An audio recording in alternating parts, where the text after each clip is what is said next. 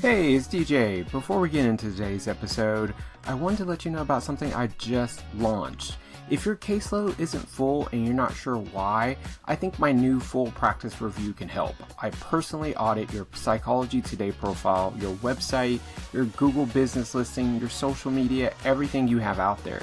And I tell you exactly what's working, what's broken, and what to fix first. You get a scored report, a custom niche statement written for you, and a strategy call where we walk through everything together. No guessing, no templates, just me looking at your stuff and giving it to you straight. 2 options starting at $4.97. Check it out at privatepaypractitioners.com/services. All right, let's get into it.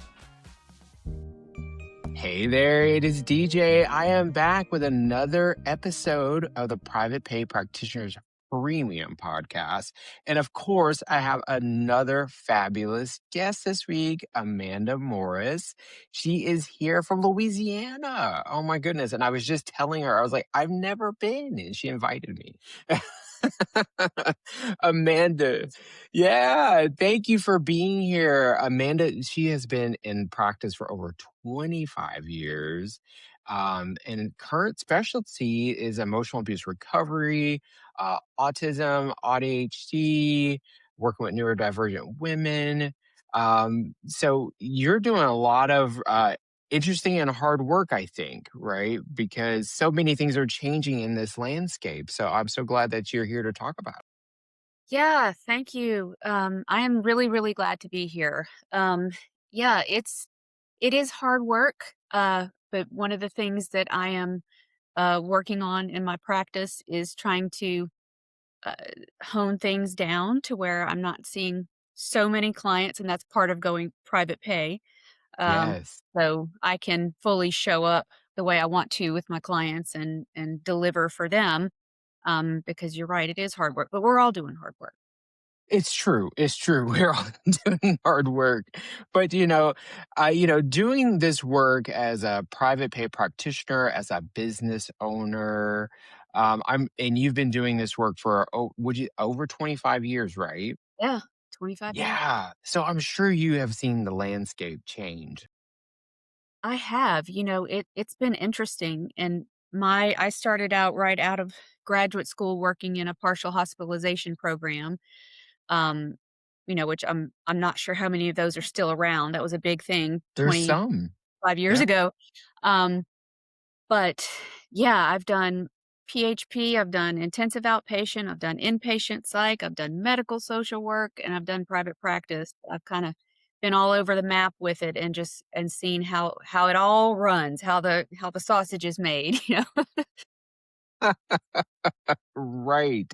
And I know that you have seen like the crazy roller coaster of insurance and then the VC platforms that we're all seeing and then private pay. Were you once on insurance early in your practice? Yeah, when I first opened my private practice in 2012, I got paneled with several insurance companies, and then decided to get off all but one, and did do that for a while. And then, I've had different iterations of private practice over the years where I've worked full time, part time, and then had like a contract or PRN job elsewhere, like a hospital or something. Um, and then I took a 5.5 year break and went to work for a large hospital system in their outpatient behavioral health clinic. Okay. And then I returned to private practice full time about 2 years ago. So, Okay. yeah, I have been on, Alma, which is one of the VC-backed platforms, um, as a means to an end. I'm about to get disentangled from them, but it was Yes. just Okay. just to help as I built my caseload back up. Sure. Yeah. Yeah. Well, that makes sense. I think, a lot of people join some of the VC platforms to help build their caseload and things of that nature. And I think, if I really think about it, the idea of some of these platforms, in and of itself, not horrible, right? But the running of them and the fact that the insurance companies have a stake in them Yes, they is do. messy. It's I think real it's messy. messy and shady. Um, Yeah. they sort of from my memory, I started hearing about, like, Talkspace and BetterHelp, Yes. in the last 10 however many years, which, they were heavy on, like, texting and things like that, and I was like, "Oh, no, I would never do that. I can't believe that's so much liability and risk and yada yada." And then when, like, Headway and Alma and now this explosion of other, similar companies has happened, they sell themselves as, "Oh, we can provide great access to care for patients, and we can get you, the clinician, higher reimbursement rates than you get on your own from the insurance company, and we'll get you paneled really quickly, and you'll be on our directory, so we'll feed you referrals." It's like, you can't lose with this, right? Yeah. So, a lot of us are like, "Great, okay, let's do that." But then things start to change. They start changing things up, and that's been happening pretty rapidly. At first, it was kinda just, you'd have referrals for a while, and then they kinda gradually kinda dry up. Now, they're getting bought and sold, and they're in bed with the insurance companies, and it's wild out there. It is wild, like Wild Wild West.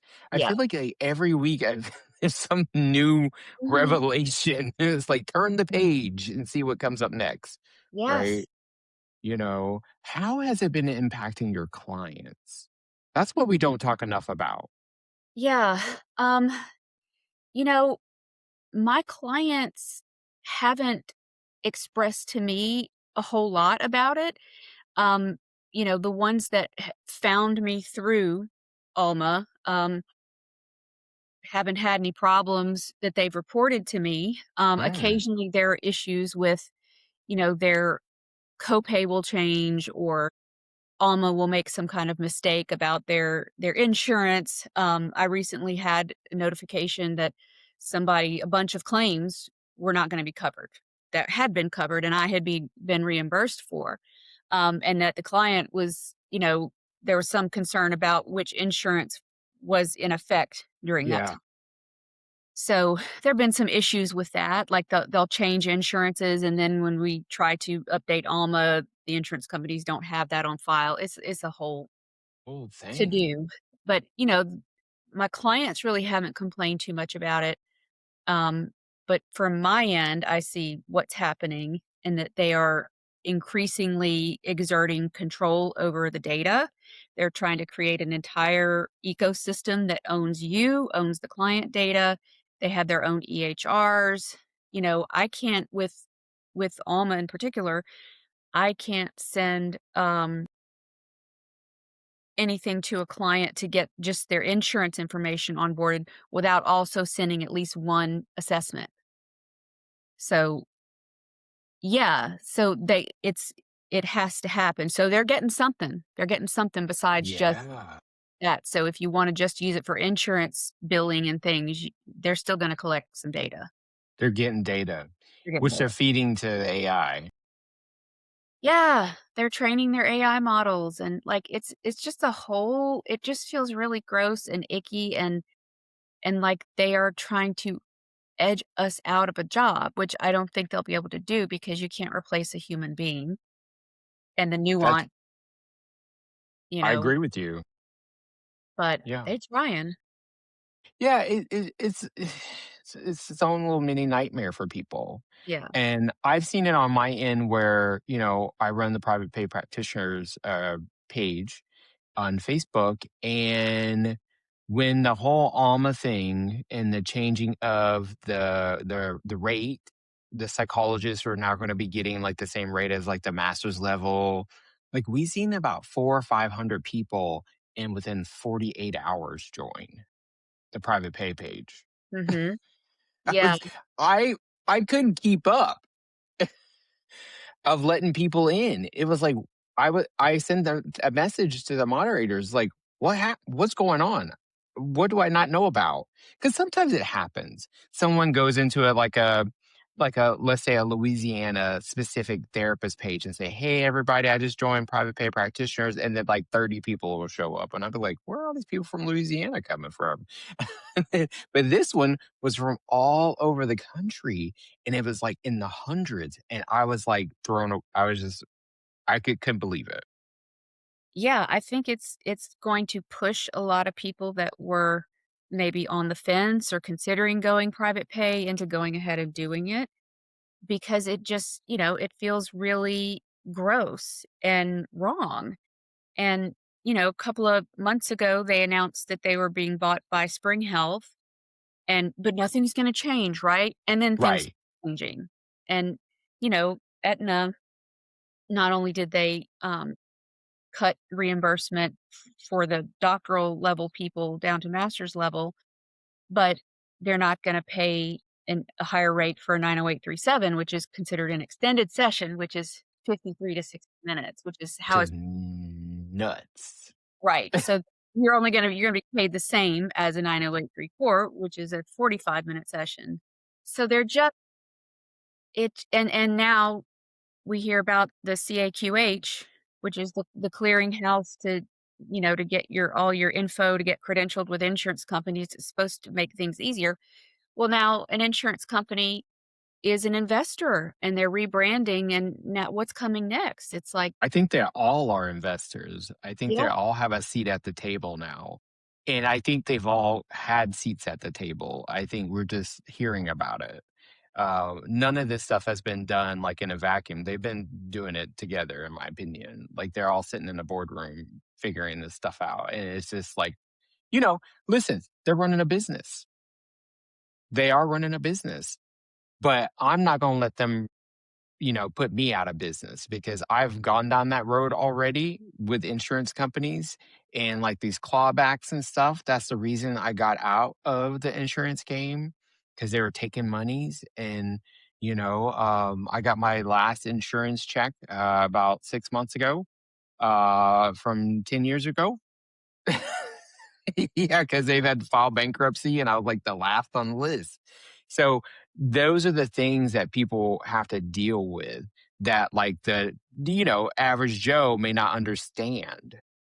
And so I think it's important for us as providers to really clue our clients in on what's happening. Why aren't we making this shift? Why are we going from 53 or 55 minutes to 45 minutes? yeah, and it puts you in a really awkward position as a clinician when your clients are accustomed to having, an hour with you. And now you're saying, well, honestly, I can't because it infects that trust relationship that you have with your clients, and it puts us in a really awkward position because now we're not just able to make our clinical decisions, now it becomes more of a money decision, and while we do need to make unemotional business decisions about our businesses, we it feels like, we're having to suddenly spring this stuff on our clients, and, it erodes trust, I think. Is a road trust, and they're not going to take it out on Alma, Right. right? It's Yeah. going to show up in a session with you. Mhm.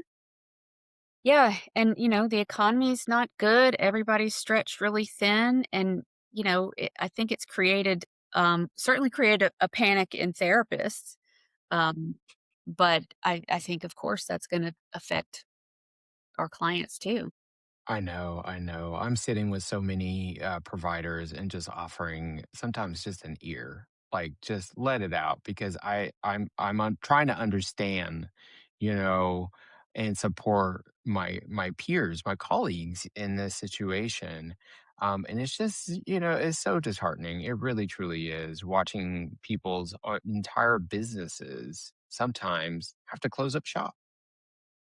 Yeah, and it was already, challenging to make ends meet, and, I've been doing this a long time.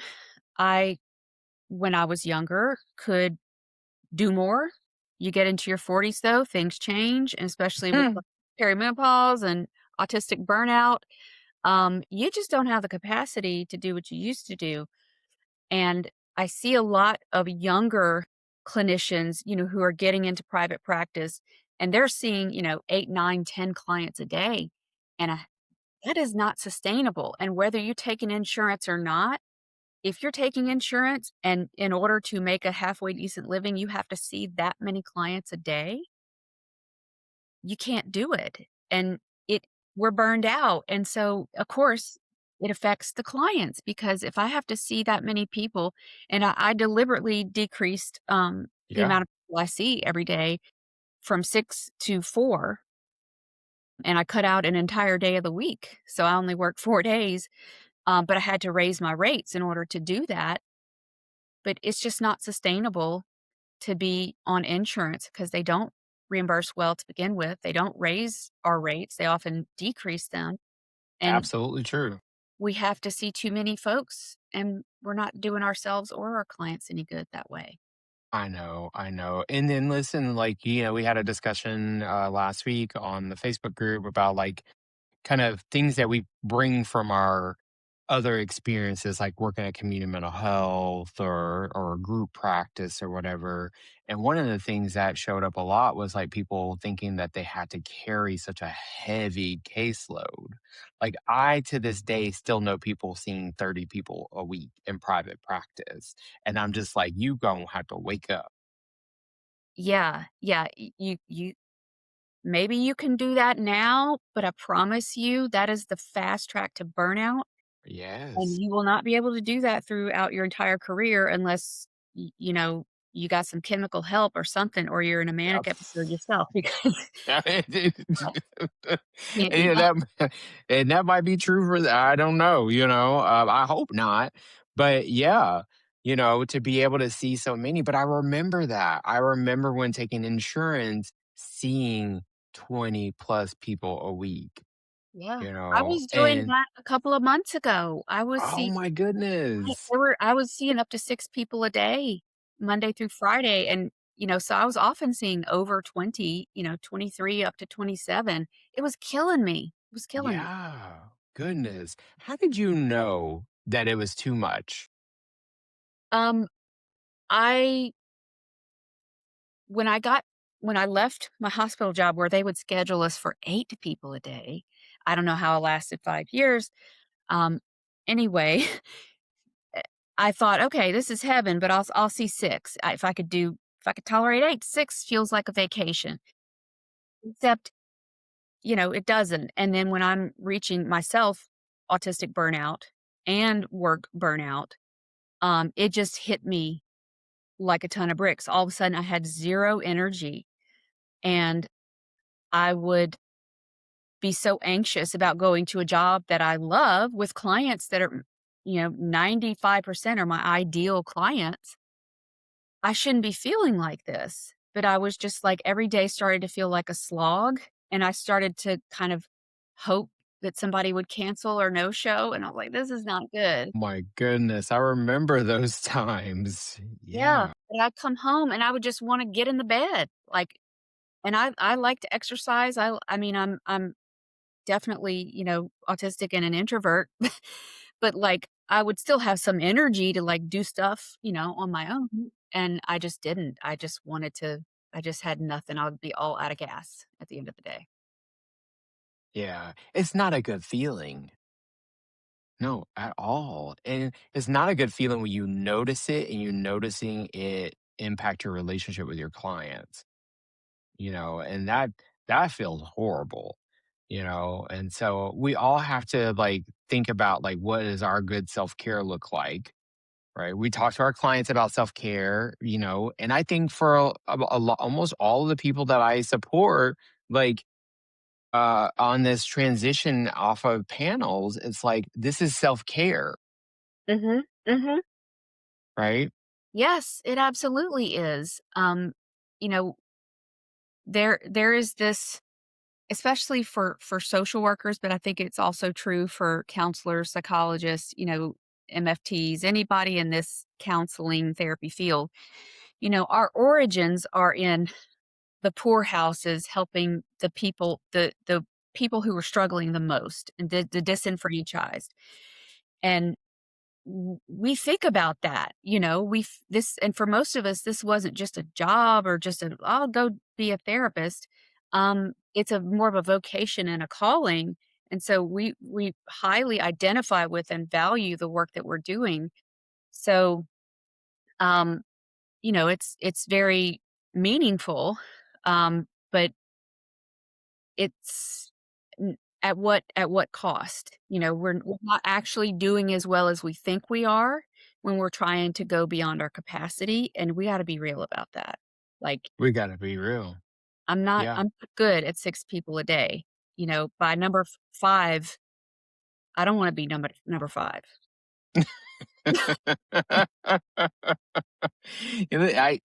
I agree. I agree. I feel this. Like it makes sense to me. I'm very much similar. That's why I try to have different things that I do to Mhm. try to balance, right? Like now I'm doing clinical work and like professional coaching for sure. Have been doing that this whole time, but it's like I'm really like leaning into it. So I'm doing that. Plus, I have my groups. I do groups, and I know that you are launching a program, an 8-week program. So that's something different. Can you tell us a little bit about that and how that fits into your schedule? Yeah, I also, when I started to get off insurance panels and make these changes to my practice over the last few months, I decided, I need to do some different things. And I am a very experienced therapist as far as doing groups. I've done groups, so many groups, all the groups. But it's been a while since I've done a group in private practice. And so I thought, I'm a big proponent of group. I've been a member of groups and seen what it can do. So I created an 8-week online therapy group. And I chose to do it online simply because I'm only in a rented office space 2 days a week, so I can see people locally. It's just not big enough to comfortably fit, people for in person. So I thought, "Well, let me do it online," and I have a lot of online clients anyway, in Louisiana, Florida, and Virginia. So I thought, "Let me offer this emotional abuse recovery group to my current clients and then also open it up to, other people, other new clients who would be a good fit." And yeah, I'm really excited about it because it is so needed. One of the things about emotional abuse or abuse of any kind is the isolation and the shame that you feel. And so having that connection with other people who get it is invaluable. It is. It truly is. And you think, and when you just said that, like how invaluable it is. The reality is this, that Facebook group that we are a part of, that's an emotional abuse recovery group. Yeah, right. It truly is. Um, on a wide scale for sure. How many folks are going to be invited to your group space? Um, I decided to cap it at 8, just because, in my experience, and I think also the research shows that when you go any higher than that, it's too many people. Um, and I wanted to keep it on the smaller side too, just to make sure it feels safe and close knit and people have enough time, to process. Um, and right now, I actually have 4 people, who are committed to the group, and then I have a couple that are still thinking about it, but it starts this Friday, so, it's gonna be small, but I think it's gonna be great and, very, very timely for the people that are gonna be in the group. Yes, yes. So a lot of people are interested in groups, and I talk to people about running groups because I've always had a group. Even an intern, I was Mhm. doing groups, right? Because they force you into it, Yeah. but I love it. Talk to us about how like you structured your group, and if you notice any difference with it being private pay versus like any groups that you might have done while on insurance or in the community settings. Yeah. I mean, group is also something that I did as an intern, both my internship years, and then I did so much of it in, my first jobs out of school. But, I don't really I guess it depends more on the setting, right? Because when people are s private pay or choosing to use their insurance to voluntarily join a group, they wanna be there, right? Versus when oftentimes you're in a community mental health setting or an inpatient setting or PHP, IOP, they don't necessarily wanna be there, and that definitely affects the vibes in group. Um, it can be, a whole other thing when you have people because or people that you're not choosing, they're all in there because 'cause they're all adults. It's like, that's not enough criteria to, like, put people into a good therapeutic space. There needs to be more than that in common, and they need to be motivated to get, like, the group process going. So, it's great when you can hand pick who comes into your group because the folks that are coming in from outside that I wasn't working with on an individual base previously, um, they had to do a video screening with me and fill out an Yeah. intake form, and I had to make sure that they were, appropriate. So when you get to carefully select that, I think it creates a better experience for the group members because there's some kind of safety built in there. It's not just kinda any old person just signing up for the group. Yeah, somebody just walking off the street. Do you charge for your group intakes? Not the intake, and that's I do a free consult anyway, whether it's an individual client or a group client.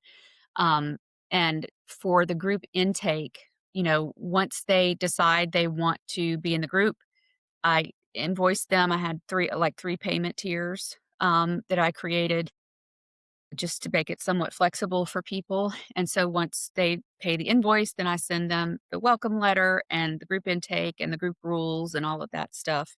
Um, but yeah, no, they pay the payment structure that I decided to do. And this was new for me because in the past in private practice, I took insurance for group. Um, but this way, I offered a pay in full and knock $100 off the whole fee if you pay in full up front, and then there was an option to pay it in 3 installments. Um, Mm. just paying the first installment to be added to the group or pay the group rate for each group session.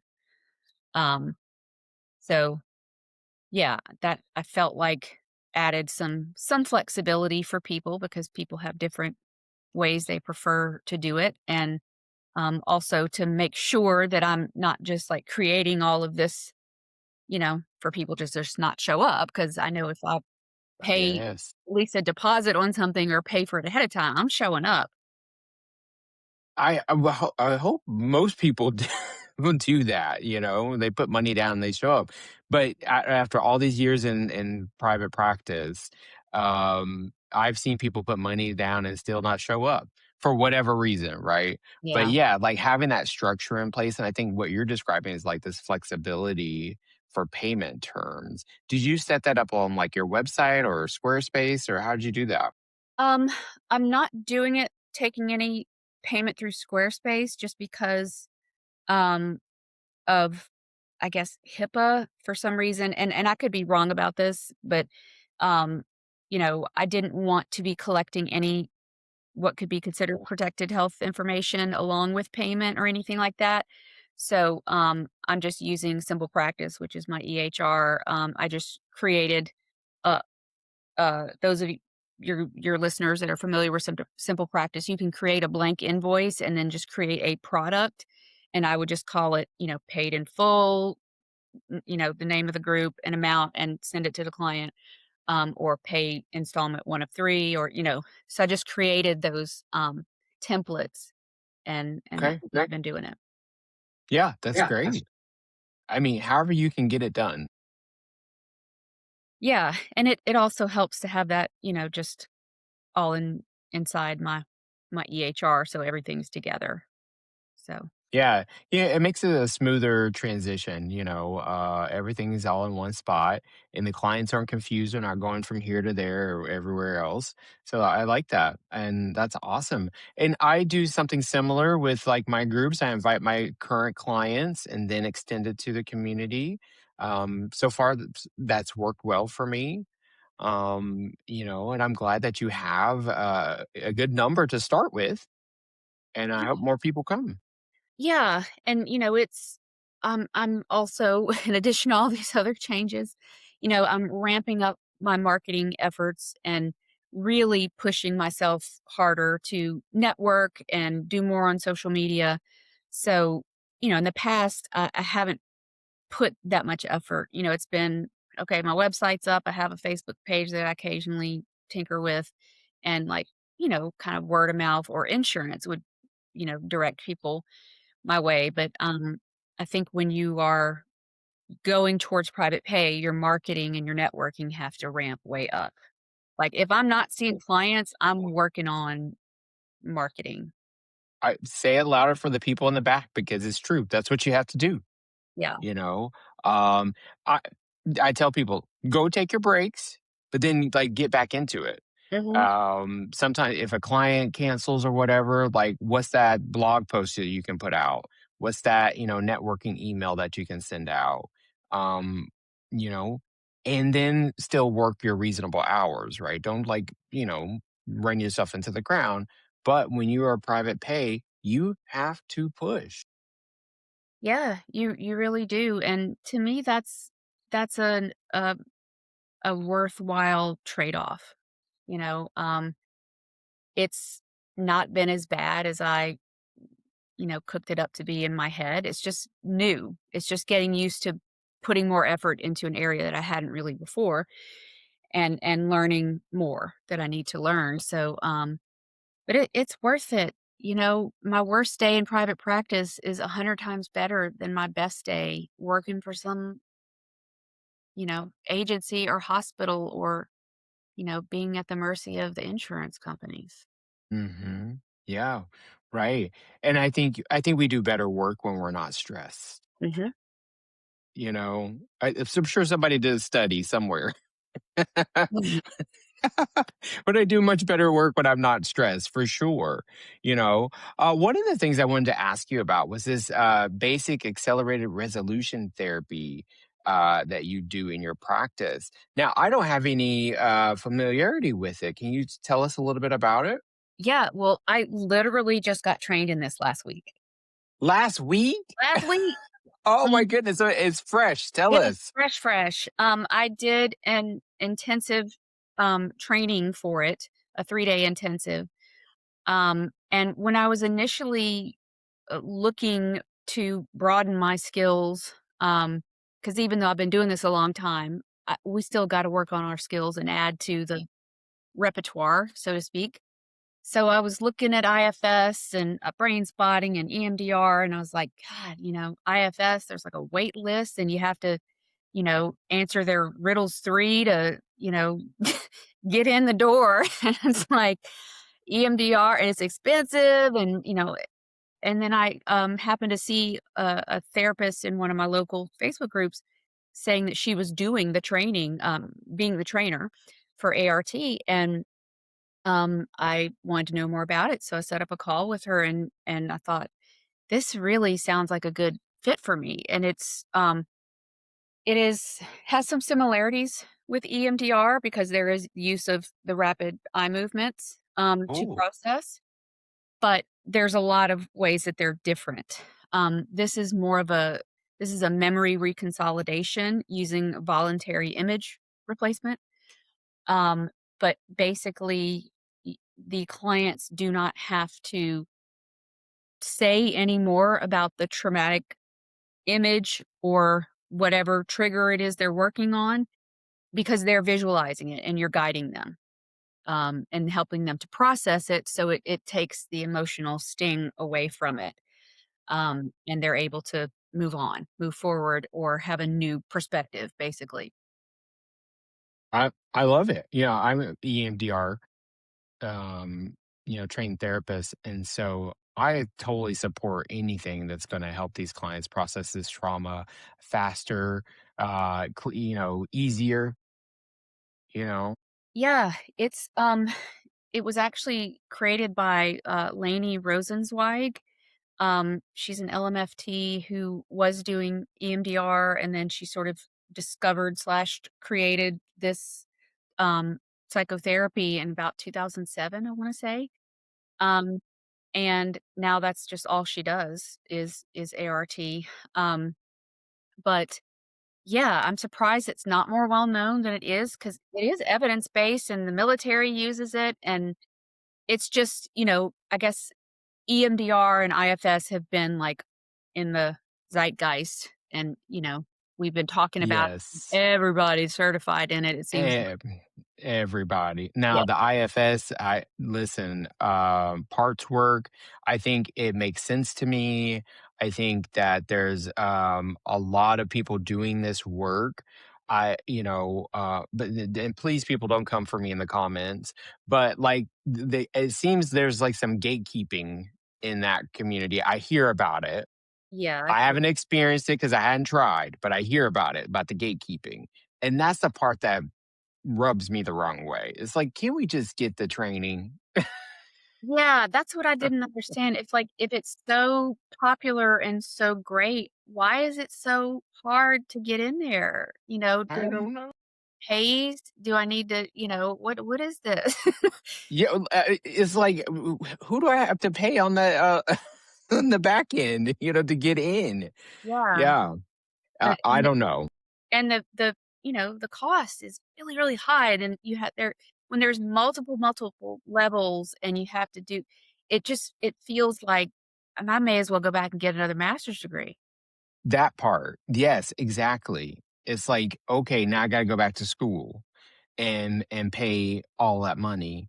And listen, and the people who have created these programs and these psychotherapies, like, yes, they deserve their money. I'm sure they're getting money somehow. I 1000% support that. You know that. Like, anybody needs to get their money to get the money. But the gatekeeping piece, it throws me because I'm just like, well, if I'm not going to ever get through the gate, I'm probably not going to get in line. Yeah, right, and, I'm not absolutely not knocking the therapies themselves, and I may eventually get trained in IFS or EMDR, Sure. but with ART, it yields faster results. Um, there's a strict protocol, but there's also room for flexibility and creativity with it. Um, and so that appealed to me and the cost was not quite as high. So that helped too. Um, so yeah, I it was really cool to watch it and then do practicum and experience it and also do it, as the Yeah. practitioner. It was really cool. And when are you gonna start using this with clients? Next week, actually. Next week. Yeah. Oh, this is After exciting. you do the basic training, you can once you're done with the basic training, you can start using it. I Um, remember that with the EMDR, and I was like, "Are you serious?" yeah, a couple of clients this week that I mentioned it to, during session, just because, I was like, "You know what? I think they would be a really good fit for this," and so I kinda mentioned it to them, and one was like, "Sign me up, let's do it next week," and another one is kinda thinking about it, and I sent her some more information, so, yeah, jumping right in there next week. And there is, you can get certified in ART, and there is also an advanced, training that you can do. You don't have to, but yeah, I'm definitely really excited to start using it with clients, and we want to help people feel better. And if this is a tool now that I have to help people who are stuck, get past some stuff, then I absolutely want to offer that to them. 1000% support that. I'm excited for you. Yeah. This is gonna be fun. Make sure you get plenty of breaks in because, the nerves that come up when you're trying something new for sure. Yeah, yeah, Yeah. but luckily at this point in my career, I'm pretty good at facing my fears and just doing it anyway, just, like, pushing through. Yes. But it took me a long time to get to that point, a long time to get to that point, but now Yeah. I'm not fearless, but I will just I know that the best way for me to learn something is to do it. Yes. I'm that kind of person, so I have to do it for it to really solidify in my brain. I Mhm. tell my clients, like, "I literally just got trained in this, so bear with me." You know? All of mine were like, "Sure." Yeah. Yeah, so that's really good. Nice. One more thing that I wanted to ask you about before we close this evening. I wonder if you bring your lived experience into your work, like in your, in your talking with your clients about the experiences they're having, how much do you disclose? Because this has also been part of a conversation that we've been having on the page. Yeah, the old self-disclosure thing. Everybody has their own kind of opinion and comfort level with that. Obviously, we need to all make sure that we are holding boundaries and never making it about us in session. And it needs to truly be something that you think is going to be beneficial for the client, and you're not doing it to get your own needs met in some kind of way. Um, I would say that I'm much better about that now. Um, Not that I was ever, like, oversharing too much in the past, but I'm very, very careful about it, now. And I really try to make sure and check myself, but when I'm thinking about, "Well, maybe this might be something to kinda share," I'm real careful about it because I don't want the client to feel like they need to take care of me or that I'm making it about me, because they're there for them. They don't wanna know that much. Some kinda do, but they really don't wanna know that much about our stuff. Some definitely want to know. And it's our job to hold the boundary for them. Yeah, Many of our clients may not have experienced many healthy boundaries before, so I take that pretty seriously, but that being said, sometimes if I feel like, for instance, I've disclosed to clients that, yeah, I've experienced emotional abuse before, and, um, and I had therapy and it really helped me, or, I know what that's like, um, or, being someone with, late diagnosed, autism and ADHD, um, yeah, if I can, sometimes say, uh, "This is what I can relate to," or, "Yes, I've seen that before," just but always kinda walking that line of sharing enough of being a human, but not making it about yourself. sharing enough of being a human. Yes, absolutely. We're human. Mhm. We're human. And that's the thing that is always going to be sought after, in my opinion, over AI. So let's keep being humans and supporting our clients and getting the money that we need to feel sustained, right? Because if we're taking good care of ourselves, we can show up and take care of our clients. We can get the trainings that we need to have because let me tell you, the CEU market, I swear, is just as bad as the trainings. Oh, yeah. Right? So, we have to be able to take care of us first. We have to have a solid foundation to show up and do this work. We do, and we have an ethical responsibility to our clients to take care of ourselves. Yes. It's not unlike, kids do as well as their parents are doing kinda thing. Like, we're not their parents, but if I'm exhausted and resentful and burned out and poor, am I the best therapist for anybody? I don't think so. Like, No. and this isn't about, like, ooh, capitalism, but, like, we have to think about, we need a life too, and we need to be able to retire one day, and we did Yeah. go to a lot of school and get a lot of training and develop a lot of skills. Lawyers provide a necessary service, but they don't sit around wrestling and twisting themselves into knots about raising their fees. Yeah, I don't know any that do that. No. The fee is the fee, and you either pay it or you go down the street to somebody else.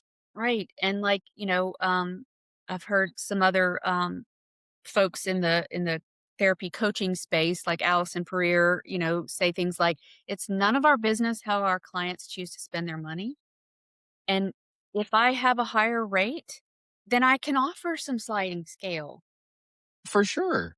But if I'm like praying to get that $100, maybe $100 from the insurance company, you know, I I can't have no afford room. sliding scale with anybody. E exactly, I have no room for a reduced rate, you know? I can't do it. And so, yeah, being able to be private pay and setting the rate that you need to feel sustained, does allow you more flexibility, with the clients who may need additional support. Not all of them will need it, right? A handful of them maybe, and Mhm. you might be able to to extend that to them. And that's why I try to encourage people. Like, you're not saying, "Hey, I'm private pay. No one, the people who can't afford it are important." That's not what we're saying. We're saying I'm important too. Yeah. And, this is a service I'm providing. If I want to go and volunteer on my own time, I can go and do that. Uh, I can give back to my community and people around me in lots of ways. But therapy is your business, and you have to yes, be able to treat it like that. And I think there is a way to find a happy medium. you said it best. Yes, thank you. Amanda, it has been a pleasure meeting you. And I'm Same. going to have to get down to Louisiana. I mean, I'm already in Georgia, so I'm like almost there. It's probably like a 2-hour plane ride to New Orleans. I Is mean, look, it? you could stay with your friend, call me, I will meet you down in New Orleans, and Oh, goodness. I'm gonna have to add it to the list of things to do in life to thank come you hang so out in much. Louisiana. I really appreciate you, Yeah. allowing me on your podcast, and, thank you for your group and all the things that you're doing to support other therapists. It's You're great. so welcome. Yes, please tell the people where they can find you. People can find me on my website at amandamorristherapy.com. I am on my social media handle on the usual socials as Amanda Morris Therapy. So don't judge me for my terrible TikTok production skills or my YouTube production skills. I'm just learning. But yeah, my website's the easiest way to get in touch with me. Amazing. All right, Amanda. Anytime you want to come back, please do. Folks, go follow Amanda. Check out those TikTok videos. And So indeed, and yes, and consider her for clients that you think might be a good fit for her. And I am DJ Burr, and I'll be back next time with someone equally fabulous. All right. Have a good night, everyone. If you've decided to move toward private pay and you're not sure what to do this week, the Quick Start Toolkit is built for exactly that moment. It walks you through week 1, week 2, week 3, and week 4. Niche statement, referral outreach, your 30-second intro, and a 30-day action plan. Read it in an hour, come back to it when you're stuck. $57 at privatepaypractitioners.com.